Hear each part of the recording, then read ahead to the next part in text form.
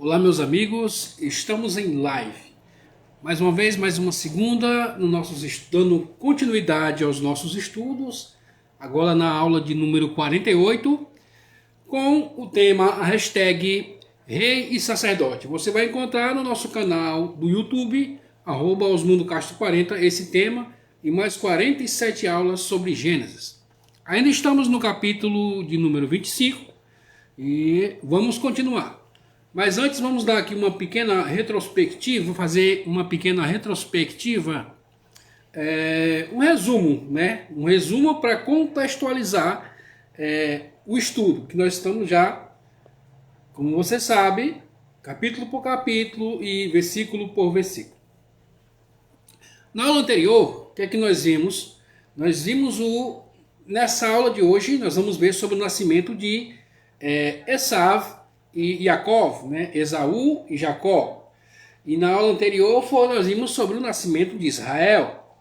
Na verdade, nós fizemos aqui um apanhado, aula 47. Você vai lá na playlist e você vai encontrar. O canal você já sabe, né?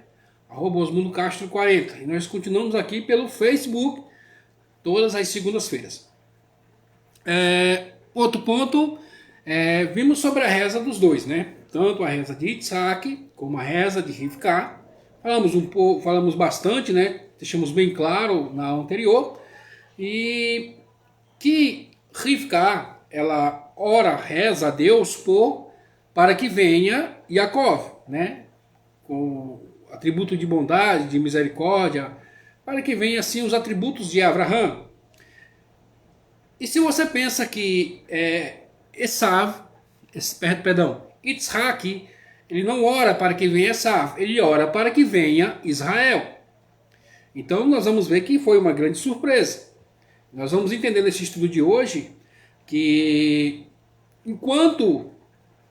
lembrando que só quem sabia da profecia, nós falamos sobre a profecia no nascimento de Israel, só quem sabia da conclusão, podemos dizer assim, da profecia, era Rivka. Yitzhak não sabia, de maneira nenhuma. Nós explicamos sobre isso e falamos sobre esse assunto na aula anterior. Não precisamos aqui entrar em detalhes. Mas, para Yitzhak, os dois eram Israel. Então foi o nascimento de Israel para Yitzhak.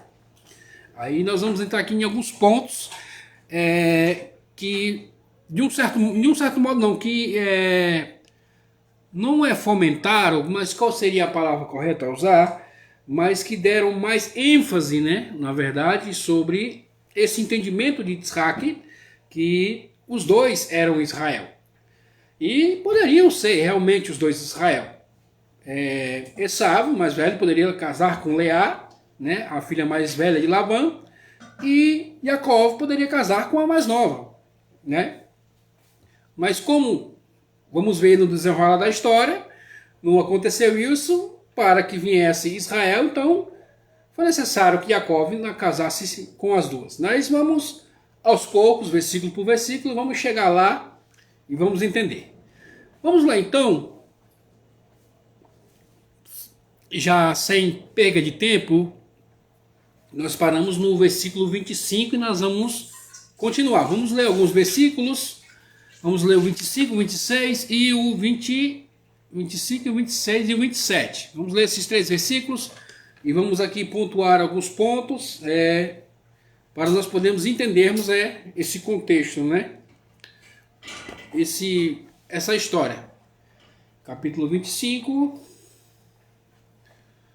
de Gênesis.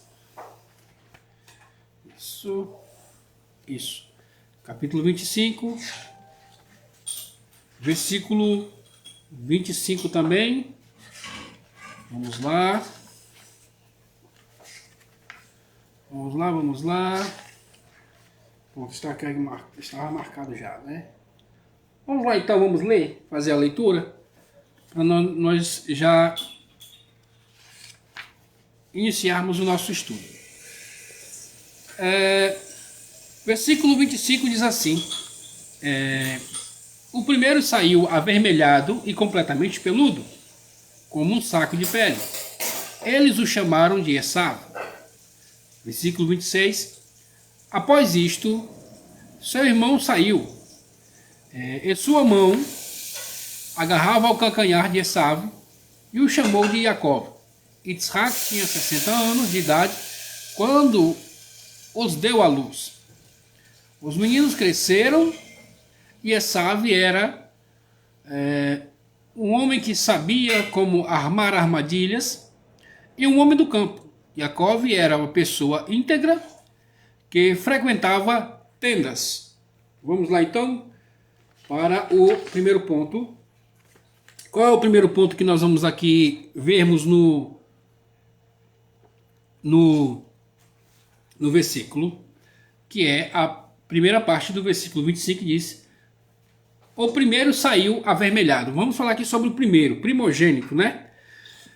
Saiu o primeiro, né? Existe alguns entendimentos, né? Nós vamos chegar lá, algumas complicações, mas nós vamos chegar lá vamos entender melhor na medida que nós formos andando. Mas Esaú era o primeiro. Pela Alahá e pela Torá, Esaú era o primogênito. Tem sempre estudiosos que dizem que o primeiro a ser formado foi Jacó. Então, mas na saída saiu Esaú, Jacó agarrou no calcanhar porque era ele que teria que sair primeiro, porque ele foi formado primeiro. Mas isso são ideias, mas pelo texto, biblicamente falando, pelo texto, quem é o primogênito é Esaú. Ok? Até aí tudo bem?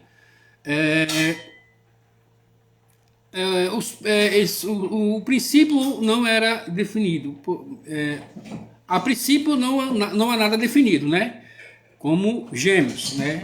Eles nasceu primeiro e nós vemos também que vemos a questão de outras pessoas também, dos primogênitos que nasceram, quando na verdade o nascimento de Esaú e Jacó é um arquétipo de Caim e Abel, né? A mesma história se segue praticamente quase um paralelo, mas mas o que ocorre no decorrer da história é que não há mortes, né? Não que Esaú não tenha tentado, ou não tentou, não sei, vamos ver, quando chegar lá nós vamos ver direitinho. Mas não há morte entre a família de Adão, na família de Yitzhak. Então isso aí já é um grande progresso. Os primeiros, né, como arquétipos, houve o assassinato, todo mundo conhece a história e já estudando sobre isso. Tem um ponto aqui que eu botei, esse versículo apresenta três caras. Isso. Este versículo 25 ele vai apresentar aqui três características de Esaú. Não há nada definido. O versículo não quer dizer, como já vimos em aulas anteriores, necessariamente que Esaú já nasceu mal e que Jacó nasceu bonzinho. Não, ele não quer dizer isso. Cada um nasce com as suas características. Já vimos isso. As suas características não necessariamente querem dizer que ele vai ser aquilo. Ele tem tendências, né? Ele tem características, ele tem tendências a tal coisa. Ele tem as características de uma pessoa que pratica tal ações, mas isso não quer dizer nada. Não é um determinismo. Agora lembra, veja, isso é o entendimento de Yitzhak quando nasciam as crianças, os gêmeos. Mas Rivka já sabia da profecia. Yitzhak, estamos aqui, o que nós vamos fazer aqui nesse estudo é olharmos para o nascimento dos gêmeos, Esaú e Jacó, como na visão de Yitzhak. É essa visão que nós vamos trazer aqui. Já sabemos muito bem que Rivka já sabe quem vai ser o maior e que ela sabe também que enquanto um estiver em cima, o outro vai estar embaixo. Quando um subir, o outro vai descer. Nunca eles vão estar no pé de igualdade. Não. Isso ela já sabe. Já vimos sobre isso. Agora, o que eu trago aqui nesse estudo é para nós olharmos para os gêmeos na ótica de Yitzhak. Aquilo que Yitzhak olha e entende em sua ótica e em sua percepção visual. Este é o ponto. Vamos lá então. O primogênito, nós falamos sobre o primogênito, né? Foi em Gênesis capítulo 1, né? Vimos sobre esse primogênito também. E sobre o primogênito, nós estudamos lá e vamos aqui apenas dar uma recapitulada para nós entendermos qual era a visão do primogênito. Então vamos falar aqui um pouco sobre primogenitura. É importante nós entendermos esse ponto. Você vai entender agora. Ou seja, o mundo, o primogênito, ou seja, o mundo e o pai e a mãe, se voltam para ele, porque ele é o primeiro. Então, para ele é o primeiro da família. Então, tudo que o pai e a mãe faz e toda a atenção é voltada para o primogênito. Isso é um fato. Então, esse é a questão do ser uma pessoa primogênita. E esse foi a pedra de tropeço de Caim, né? E vamos entender por quê. Porque até que nasça Eva, tudo circulava em volta dele, porque ele era o primogênito. O mesmo caso aqui é de Esaú. Ele é o primogênito. Pelas escrituras, sem sombra de dúvida. Pela Alahá, o primeiro que saiu, e pela Torá também, o primeiro que saiu é Esaú. Então ele é o primogênito. Tem este ponto. Quando falo, vamos ver um pouco mais para frente, a questão da diferença entre o primogênito e o segundo irmão é que o irmão ele já nasce sabendo que já tem um em sua frente, ou seja, ele entende que a atenção vai ser dividida. Quando o segundo filho nasce, ele já nasce e já começa a perceber que, olha, já tem um aqui. Então a atenção vai ter que ser para um e para outro. Então esse é o grande X da questão, né? Esse é o grande ponto. E qual é o papel do primogênito? No momento em que, como nós estamos dizendo, que isso é um arquétipo tanto de Caim e Eva, como é um arquétipo da humanidade também. Porque nesse sentido de que o segundo filho, quando nasce, ele tem o entendimento que já existe um, ou seja, o primeiro ele nasce com o entendimento e a intenção de que tudo é voltado para ele, todas as atenções e tudo que tem na casa, né, vamos dizer assim, é dele. Aí quando nasce o segundo, aí o segundo já vai começar a entender que existe um que veio primeiro, ou seja, eu não sou o centro do universo. Tem alguém aqui que veio antes de mim, então nós vamos ter aqui que conviver nós dois juntos, né? Ela já nasce nessa expectativa. E o papel, qual é o papel do primogênito? O papel do primogênito, ele é cuidar e ele é compartilhar com o menor. Essa é uma dificuldade do primeiro, né? Falando aqui sobre Caim e Eva, né? Do primeiro, a dificuldade do primeiro, porque antes tudo era dele. Agora ele vai ter lidar com essa dificuldade. Os brinquedos ele vai ter que começar a dividir, um sapato, né, uma roupa, um short, uma camisa, e já vai ter que começar a dividir. Ou seja, o ideal é que o primogênito já comece a compartilhar e a cuidar do seu irmão mais novo. Esse é o grande ponto. E como é que isso se dá em meio a nações, né? Vamos entender aqui um ponto importante, onde eu queria chegar para que nós pudéssemos entender. Vamos lá em em Êxodo capítulo 19, o versículo 6. Vamos ver o que é que diz lá, para nós aqui darmos aqui fecharmos esse ponto aqui com uma chave de ouro, podemos dizer assim. Êxodo 19, 6. Isso, 19 e 6. O Êxodo 19, 6 diz assim: eu vos sereis, e vós sereis um reino sacerdotal e um povo santo. E estas são as palavras que falarás aos filhos de Israel. Ou seja, quem é, pelas escrituras sagradas, quem é o sacerdote? O sacerdote é o primogênito, né? Isso é um ponto importante. Então, todo sacerdote é o primogênito. Mas vamos ler aqui um ponto que nós lemos. A linhagem sacerdotal, isso mudou depois do pecado do bezerro de ouro. Mas, até então, o que se segue é o primogênito, ele é, por direito, o sacerdote.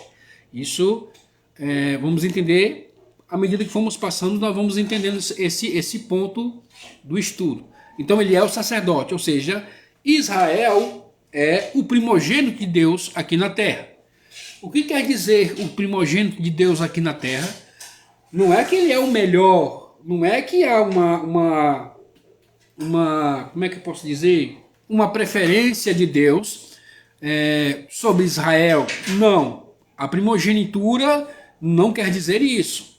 Se Israel é o primogênito, o que é que nós falamos há poucos minutos atrás? Ou seja, é dever de Israel, como o primogênito, e já pegando nesse ponto, se Israel é o primogênito, então, em outras palavras, todas as nações de Deus também são filhos, mas não são primogênitos.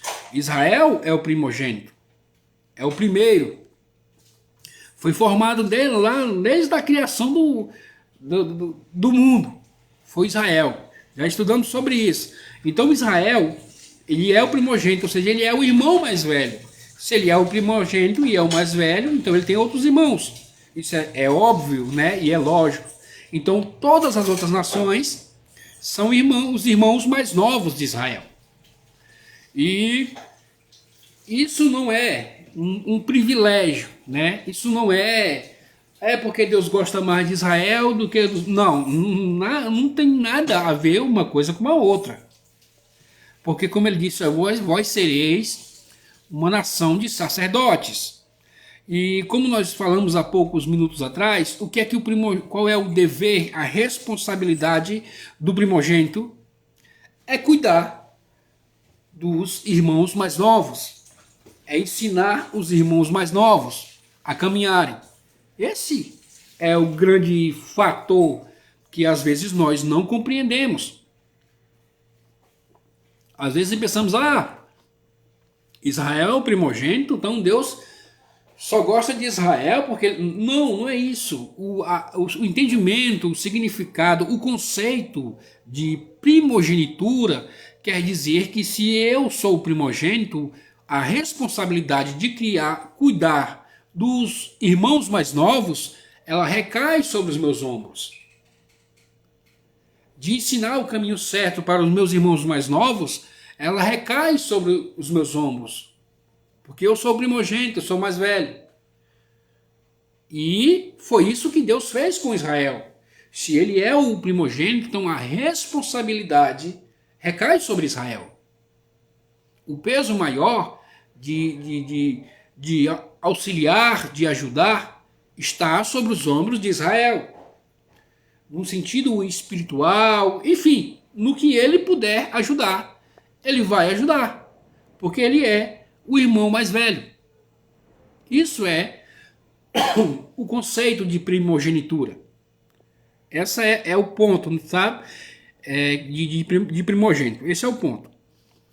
Tá, o outro ponto que nós lemos no versículo 25, que é que ele era avermelhado. Já falamos um pouco sobre isso. Avermelhado é uma pessoa muito viva, né? Ativa, né? Uma pessoa que tem tendências, né, a ter sangue em suas mãos. Necessariamente não precisa ser um assassino. E já vimos também nas aulas anteriores que necessariamente não precisa ser mau. Vimos sobre Davi, que também era avermelhado. Estudamos sobre isso. E na ocasião da aula anterior, explicamos direito como funciona, né? Está lá na anterior, né? Vamos entrar em detalhes aqui não. Então tem esse ponto. Ou seja, a segunda característica, ele era avermelhado, ele era disposto, ele era pronto para fazer e acontecer. Ele era uma pessoa muito ativa. Ao contrário de, como nós vamos ver um pouco para frente, de Yaakov. Yaakov era mais no sentido passivo, né? E Esav era mais ativo, podemos se dizer assim. Avermelhado, tá. Tem tendências sanguíneas, né? Falamos sobre isso. E peludo. Peludo ele nasceu pronto, nasceu completo, né? E quem é completo é aquele que não tem necessidade de se desenvolver. Ou seja, se a pessoa é completa, ela não vai ter a tendência de querer se desenvolver porque ela já é completa. Não sei se damos os exemplos de um animal, que os animais, quando eles nascem, né, nascem no campo, eles já nascem andando e daqui a pouco já está trotando, está correndo aí pelo campo. Por quê? Porque ele nasce completo. Então, ele não passa pelo processo de se desenvolver. E esse era o entendimento de Esav, né? Nasceu completo. Ele achava que não precisaria se desenvolver intelectualmente e espiritualmente, porque ele era, ó, eu sou completo. Nós vamos ver um pouco mais para frente que dá mais base e ênfase a esse entendimento. Um ponto aqui importante, nós vamos entrar, falamos aqui o versículo 25, esses são os pontos que nós íamos abordar. Vamos para o versículo 26, vamos ler de novo, né? O versículo 26 diz: E após isto, seu irmão saiu, e a sua mão, versículo 26, né? E a sua mão agarrava o calcanhar de Esav e o chamou Jacó. Yitzhak tinha 60 anos de idade quando os deu à luz. Esse ponto aqui é interessante, por quê? Porque ele é interessante. Após isto, necessariamente não precisaria dessa palavra. Após isso, mas se o parto era o mesmo, então isso após isso quer dizer que traz o entendimento do seguinte: a ideia, qual é a ideia? Que depois todos esses acontecimentos, nasceu Yaakov. Isso é um entendimento que traz aqui esse texto. Após isso, poderia dizer, o texto muito bem poderia ter dito, nasceu Esav, peludo, tal, e avermelhado, peludo, o primogênito, e nasceu Yaakov, segurado no seu calcanhar. Poderia ser assim, não, mas disse, e após isto, como se aquilo que fora relatado no versículo 25 fosse um fato, como de fato é. Então, por isso a palavra, e após isto, após essas coisas acontecerem, nasceu Yaakov segurado no calcanhar do seu irmão. Aqui, segurado no calcanhar do irmão, ele tem dois possíveis entendimentos, né? Duas linhas de raciocínio, né? Duas não, acho que três linhas de raciocínio. Vamos ver aqui duas mais conceituadas, né? Mais populares, podemos dizer assim, né? Segurar no calcanhar é duas possíveis interpretações. Uma entende que está ligado à profecia de Rivka, né? Que enquanto um está em cima, o outro está embaixo, aí eles não, agora sou eu que saio, né? Tem esse entendimento também, não está em cima, não, você vai descer para baixo que agora eu vou subir. Então tem esse entendimento aqui que está ligado nesse ponto, né, da profecia que Rivka recebeu. E a outra entende que Yaakov não tinha forças para sair, né, do ventre de sua mãe, e ele precisou como é que ir para sair, por isso ele precisava do seu irmão. O entendimento, esse segundo entendimento também é muito interessante, que ele fala, Yaakov não tinha forças para nascer, então ele precisou da ajuda do seu irmão para se manifestar ao mundo. Então isso é muito importante, né? Ele não tinha forças por si só, mas então ele precisou da ajuda do seu irmão para poder vir para o mundo. e outro entendimento também.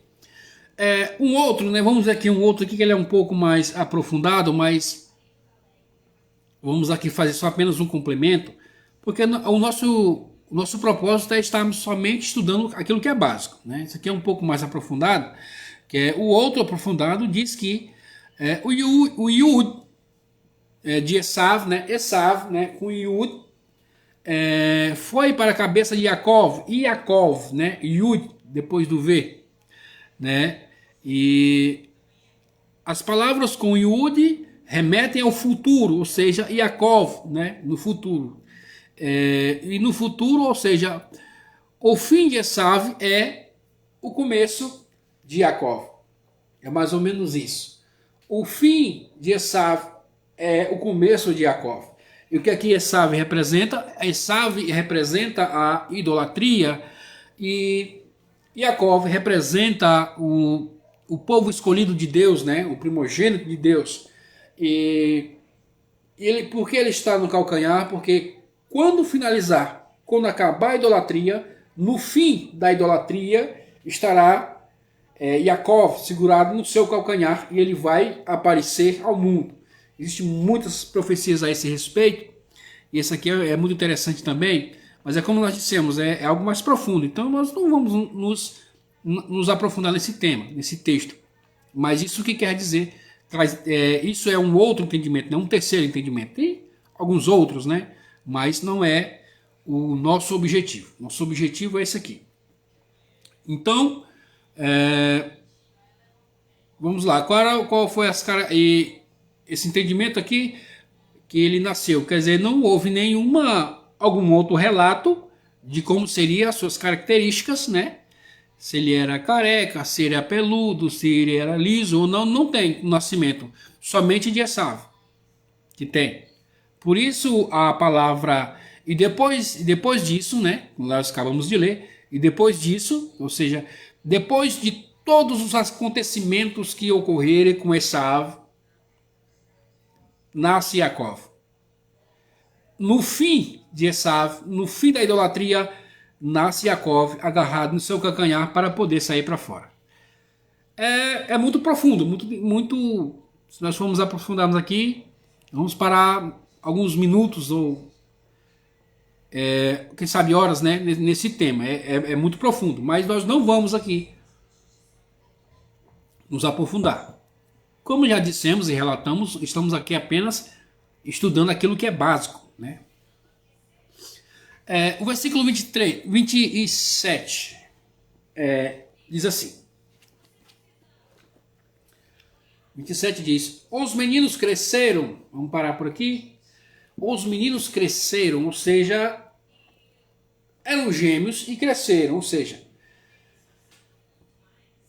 até Rivka sabia que cada um seria uma nação diferente e haveria ali uma certa rixa entre eles, né? Que um dominaria o outro, e quando um estivesse acima, o outro estivesse embaixo. Então, quem sabe, no entendimento de Rivka, isso já aconteceria já após eles nascerem, mas não. Eles nasceram como gêmeos normais, não havia intriga, não havia nenhuma manifestação de nada que pudesse realmente trazer à vista a prova, né, a profecia normal. Mas a partir dos 13 anos de idade, que é aí que eles começam então a mostrar as suas tendências, né, suas características mais incisivas. Isso não quer dizer que até aqui um é mau, outro é bom, não. Até aqui são pessoas que vão manifestar como todos os adolescentes da época, né? Da época não, né? Até no nosso tempo, como todas as pessoas, os adolescentes começam a manifestar as suas tendências e as suas características a partir dos 13 anos. Por isso, a palavra eles cresceram. Daqui que começa um ponto interessante, que é a palavra, deixa eu ver, acho que eu nem marquei. Isso, vai rir. Eu marquei, mas vai rir. Isso, marquei, mas vamos chegar lá ainda aos poucos. Ou seja, qual é o outro ponto que eu marquei aqui? Esav, né, 27, me cresceram, e Esav era um homem que sabia como armar armadilhas, um homem do campo. Yaakov era uma pessoa íntegra que frequentava tendas. Qual eram as características dos dois? Um sabia armar armadilhas, ele sabia. Não está dizendo que ele armava armadilhas. Está dizendo que ele sabia como fazer. E essas armadilhas aqui, ela está dizendo que ele era... Não está dizendo que ele caçava, porque ele não tinha idade para caçar ainda. Ainda tem 13 anos, ele não caçava. Saber armar armadilhas está dizendo no sentido de que ele era uma pessoa que conseguia influenciar, podemos se dizer assim. Era mais no sentido, vamos dizer, como se fosse um político. Ele conseguia fazer com que as pessoas comprassem a sua ideia, um influenciador, né, podemos dizer assim. Ele sabia armar. Ele tinha essa tendência, não que ele fazia. Porque não está escrito que ele fazia isso. Ele tinha a tendência de ser um político, né, na verdade. E é justamente aquilo que Esav queria que ele fosse. Né? Esav começa a perceber essas tendências. E quando tem a palavra ish, que é homem, ish em hebraico, que é homem em português, a palavra ish, quando a palavra ish, está dizendo que é uma pessoa importante. Ou seja, isso quer dizer o quê? Quer dizer que nas suas tendências ainda não há nenhum sinal de crueldade em Esav. Ele é um ish. O que é um ish? Ish é uma palavra importante, uma palavra boa. E também disse que ele era um homem do campo, né? Mas nós vamos ver aqui o que o comentarista do livro que nós estamos estudando, o comentário da Bíblia que nós estamos estudando é de Irash. Os meninos cresceram, tá? Vou ver se eu encontro aqui. Aqui, veja bem, aqui tem um ponto mais interessante. Sobre o comentário de Irash, diz: Esav sabia como caçar e enganar seu pai com sua boca, ou seja, ele sabia convencer o seu pai com sua boca. Não que ele era caçador, ele só sabia fazer. Ele era bom de conversa, bom de lábia. Ele era uma pessoa que sabia se comunicar e mostrar as suas ideias e os seus planos de maneira que ninguém o reprovasse. Então ele sabia fazer a armadilha bem feita, né? E outro ponto, o homem do campo, conforme o significado literal, o homem ocioso que caçava feras e aves com seu arco. Ou seja, o homem do campo porque não que ele trabalhava, mas que ele era ocioso. Por que ele era ocioso? Porque ele já nasceu feito, já nasceu completo. Ele vivia no campo, sem nada para fazer. E o seu hobby era com arco e flecha matar animais, ou seja, crueldade. Ele já manifestava-se tendências de crueldade, né? Um ponto aqui, um homem do campo. Esse homem do campo, quem era também do campo? Cadê o campo? Quem era também a pessoa que era do campo? Se você lembra, nas aulas anteriores, capítulo 4 a seguir, se não falha a memória, nas aulas bem lá no começo, quem era também a mais esperta do campo era Nahash, ou seja, a serpente também era do campo. Mas Yitzhak também era do campo, porque diz que ele... Mas o detalhe de Yitzhak era, quando ele estava no campo, ele estava orando ou cavando poços. Vamos ver um pouco para frente. Ele estava no campo, ele estava se trabalhando para casar-se com Rivka. Ele estava orando, estava no campo. Quando aparece a palavra campo, não quer dizer que é o local de pastoreio, não. É um local onde se trabalha. Quando aparece nas escrituras a palavra campo, está se referindo trazendo um significado que é um local onde o homem trabalha, o homem se trabalha.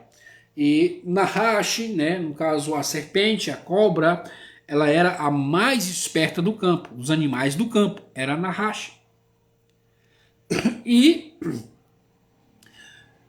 Esav, ele era um caçador do campo, mas não está dizendo aqui que ele fazia nenhum tipo de trabalho. Dizia que ele fazia armadilhas e que era um caçador. Quem também nós vemos que era um caçador? Nimrod também era um caçador. E isso nós vimos aí em aulas anteriores. Nimrod era um caçador. E ele era um caçador e estava no campo. Como assim um caçador estava no campo? O que tem no campo de caça? No campo não tem nada. O campo ele tem um gado, né? Tem um gado, tem ovelhas, tem passarinhos, porque é um campo, é aberto. Não é um terreno hostil como um deserto, uma floresta. Porque quem vai caçar vai para o deserto, vai para a floresta, não vai para o campo. Então se ele era um caçador aqui que mostra as suas tendências cruéis, é porque se ele vai para o campo, ele estava ocioso, não tem nada para fazer, vou matar uns passarinhos ali. Pegar a sua arco e flecha e ia matar os animais que estavam no campo. Não eram caças de um caçador, né? Quem sabe um cervo, né? Não, ali é o campo. O campo não é lugar desses tipos de animais. Esses tipos de animais eles estão ali mais em áreas de floresta, em desertos, né? Da região ali deles. Não era em campo. Então tem esse ponto. O campo, quando traz a palavra campo, está dizendo que ele está se trabalhando, né? É um lugar de se trabalhar, melhor dizendo. É um lugar de se trabalhar. E ele estava se trabalhando? Não estava se trabalhando. Ele estava se entretendo. Tá chato, tá monótono, né? Então no tédio, vou matar uns passarinhos, né? Matar uns passarinhos, vou para ali, dar umas flechadas e vou me entreter. Esse é o entendimento. Isso, né? E aqui é outro ponto importante, né? Que é Vairi, né? Começa com a palavra Vairi, né? E era, né? Não sei se nós já estudamos isso em aulas anteriores. Se nós já estudamos, se nós não estudamos, vamos ver agora. Mas todas as vezes que você estiver lendo as escrituras sagradas no seu original, em hebraico, e aparecer essa palavra Vairi, quer dizer sempre que é uma coisa ruim, não é uma coisa boa, Vairi, porque para ser uma coisa boa tem outra palavra que se usa também, que é Verraiá. É a mesma palavra, não, é outra palavra com o mesmo significado. Porém, uma Vairi quer dizer Vairi, isso, Vairi quer dizer que o fato que vai ser contado dali para frente é uma história de crueldade. É triste, né? Não é uma coisa boa. Se tivesse escrito Verraiá, seria normal, né? Podemos dizer uma coisa boa, acontecimentos normais. Mas está escrito Vairi, dizendo que este fato e essas características de Esav não eram boas por esse motivo, por causa da sua ociosidade de estar sempre no campo, né? Ele ainda era uma criança, ele não tinha idade para caçar. E não dizia que ele estava caçando, que ele sabia fazer como. Ele tinha esse entendimento, essa ciência de fazer essas armadilhas, a ciência da caça. E uma pessoa que tem esta ciência é aquilo geralmente que Esav via em Esaú. Esaú em português. Que ele era um rei. Justamente o que era para ser Israel. Era para ser um rei, né? Rei das nações e um sacerdote. Ou seja, para Esav estava perfeito. Um sacerdote e o outro era rei, porque o outro estava em tendas, ou seja, ele estudava em duas tendas, né, que era a tenda de Shem, né, que são seus patriarcas, né, de Shem e de Ever, né, que se origina a descendência de Ivrim, né, hebreus, de Ever, né. Então eles tinham essas estivá, essas escolas de estudos sobre a instrução de Deus, sobre a Torá, tinha essas duas. Um ensinava mais a relação entre o homem e Deus, e o outro trazia um entendimento, ensinava a relação entre o homem e o próprio homem e o seu próximo, ou seja, tendas, por isso no plural. Yaakov estudou essas duas ciências, de homem e Deus e de homem para com seu próximo. Por isso a palavra tendas. Ele estava sempre sentado ali, estudando sobre essas questões. E aqui é um ponto importante, porque quando aparece a palavra vai rir, que já estudamos que vai rir quer dizer que é algo triste, é algo ruim, não está se referindo somente a Esav. Isso é importante entender, que vai rir é para todo o versículo. E se nesse todo o versículo também está Yaakov incluso. Mas ele era íntegro, né? Ele estava sentado. O que tem de ruim nisso? Essas características de sangue não era só de Esav, não. O versículo está dizendo que algo triste aconteceu naquela ocasião, como é que eu posso usar a palavra? Acho que aquele episódio, vamos dizer assim, aquele episódio era ruim para ambos os lados, tanto Yaakov quanto Esav. O que nós lemos a respeito? Vamos ver se eu escrevi algum ponto aqui.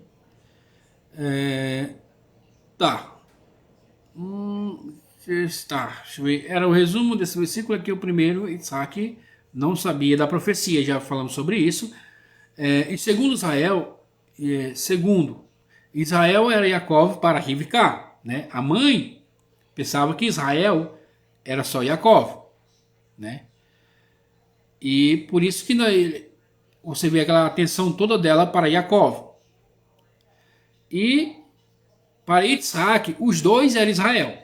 Um era o rei e o outro era sacerdote. Esse, como nós estamos dizendo aqui, estamos estudando aqui numa visão, uma ótica de Isaac, né? Que os dois eram Israel. Pai Rivká, que já sabia da profecia, sabia que era Yaakov.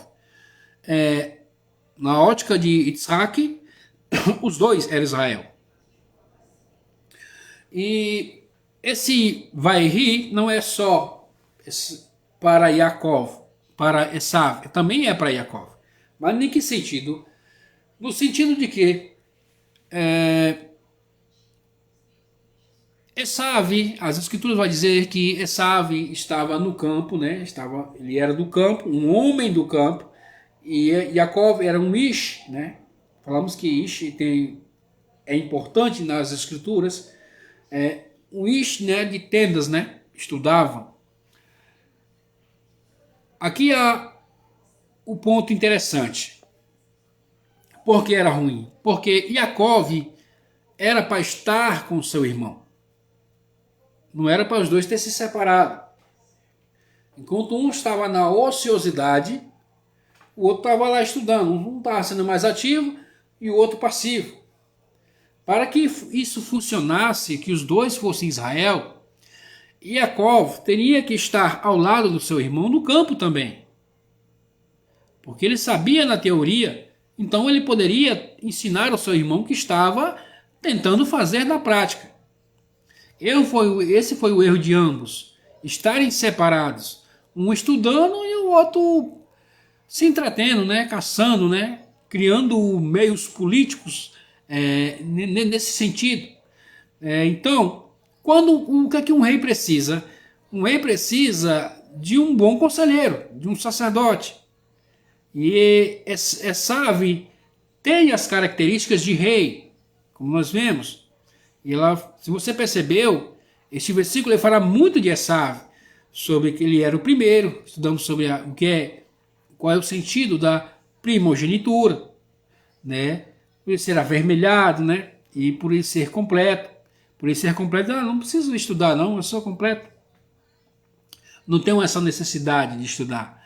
E Yaakov, ele, pela sua questão de estudar essas relações entre homem e Deus, entre o homem e o próximo, né, e o outro homem, os seres humanos, né, ele tem a tendência e a característica de ser de ser um sacerdote, ou seja, o que é que o rei precisa? De um ótimo conselheiro, de um sacerdote. Se você vai olhar um governante que não tem bons conselheiros, né? Do seu lado, as coisas tendem a ir de mal a pior. Então é sábio como uma característica de ele precisava de um bom conselheiro do seu lado, mostrando para ele, trazendo ele a razão em muitos pontos, dando conselhos para ele, que seria no caso Yaakov. Por isso que o versículo traz essa palavra Vairi, né, que não era bom nem um estar no campo, nem o outro estar aí só. Não é que não é para estudar, não é isso.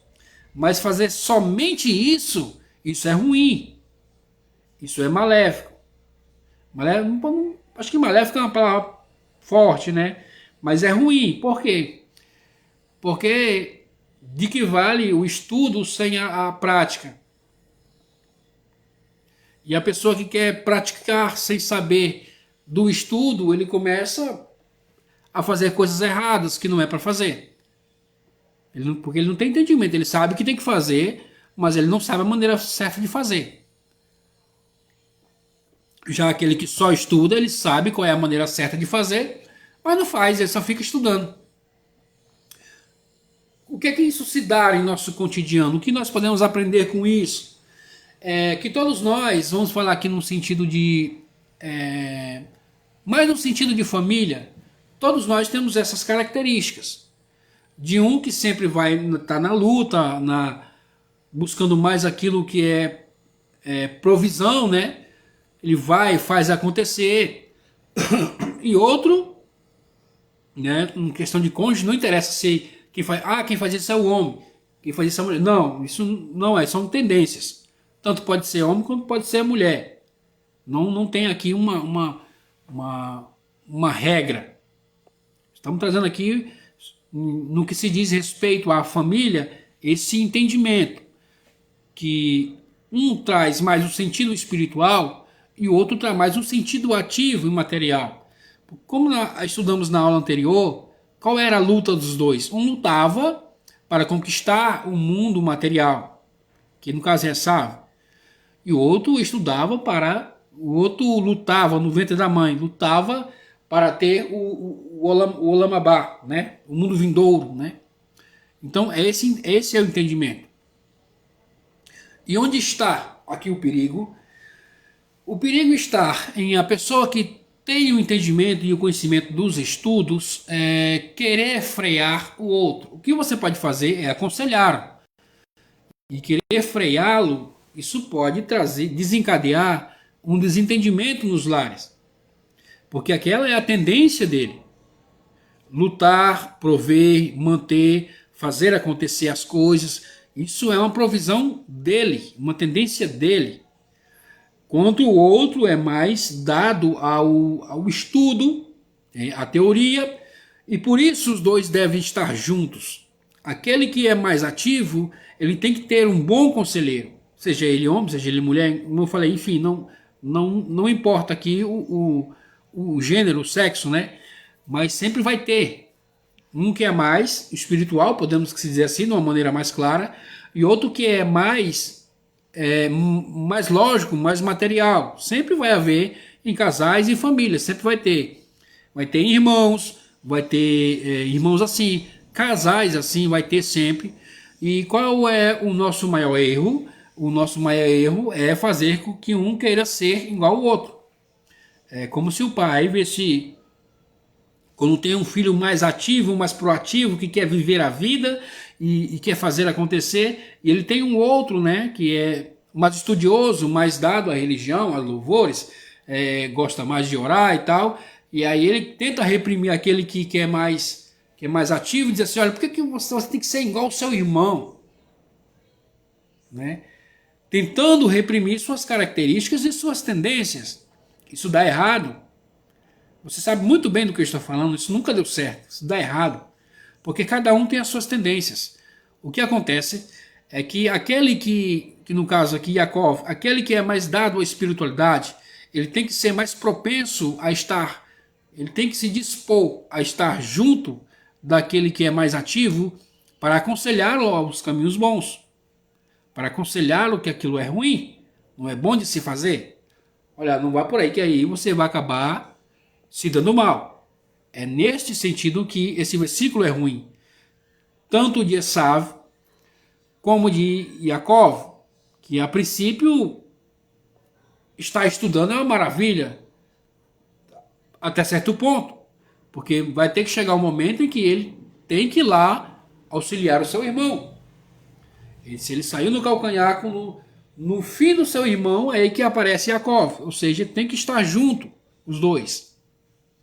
As duas tendências, né? A tendência de buscar a Deus e a tendência de viver o mundo físico, o mundo material, a política, a economia, enfim, o que se diz respeito à prosperidade, à riqueza, né? A ganhar um bom salário, ter uma boa casa, sim, é óbvio que tem que ter, mas o outro tem que estar junto também.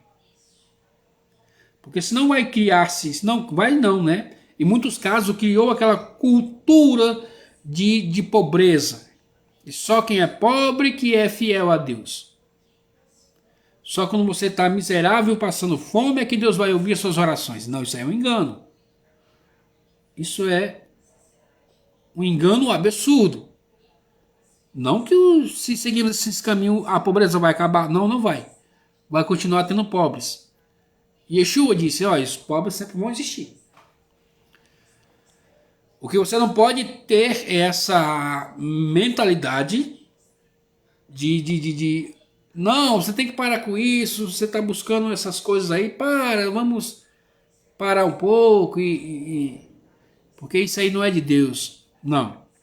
Tem que andar junto. O grande mal de Yaakov e de Esav foi que eles não andaram junto. O material e o espiritual. Para uma coisa elevar a outra, tem que estar junto, em equilíbrio. O mundo foi criado para o equilíbrio. E quando a tendência se puxa mais para um lado, então sai o mundo do desequilíbrio. A sua família sai do equilíbrio. Os seus filhos saem do equilíbrio. Quando a tendência é só para um lado.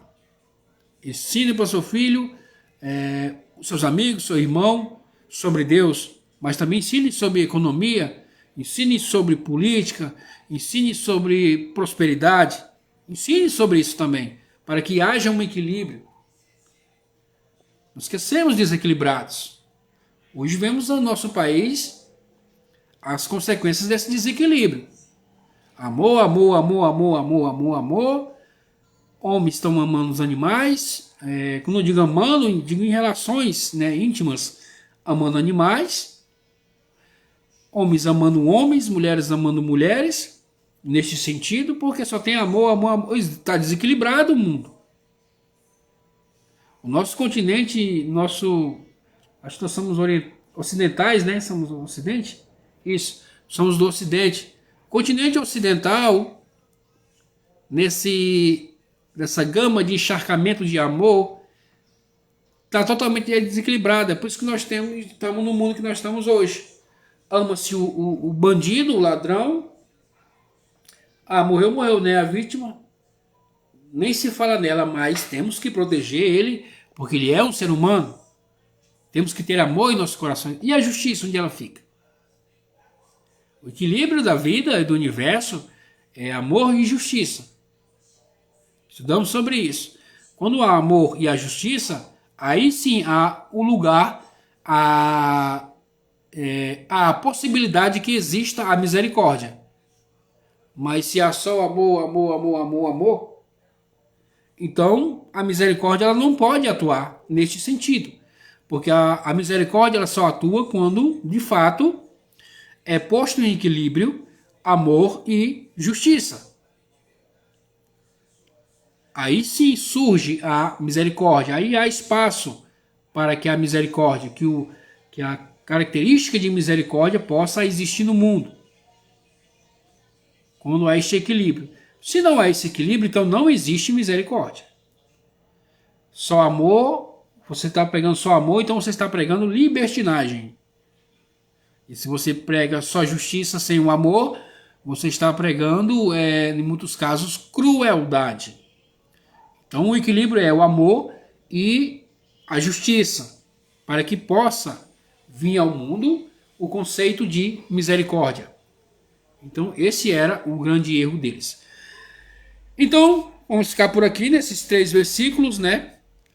Aula que vem tem mais, vamos dar continuidade, tá muito interessante. Já lembrando aqui que até então eles estão com 13 anos de idade, né?